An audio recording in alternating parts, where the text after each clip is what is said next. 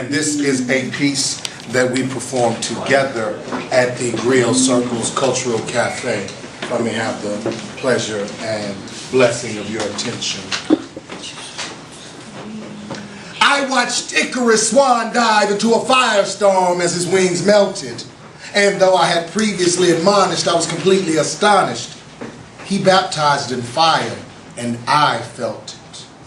And my hand to the Father, the Son, and the Holy Spirit. His resurrection resulted in rain so deep that pain got drowned in the lyric, and I envision Noah's rainbow every time I hear it.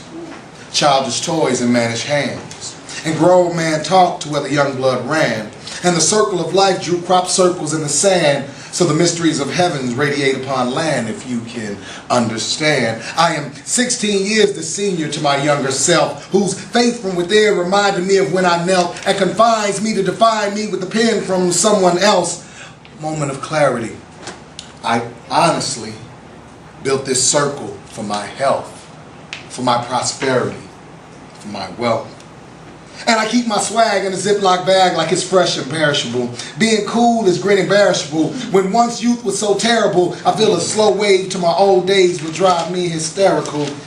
And red meat's only a sometimes treat, so beefing it up is not an option.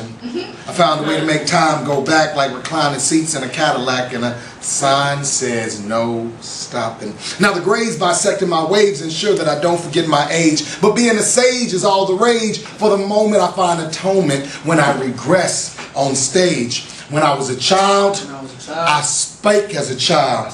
I understood as a child. I thought as a child. But when I became a man, I put away childish things.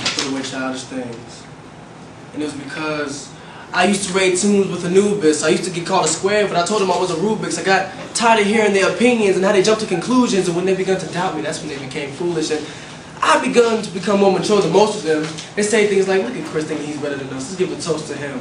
And I didn't do much.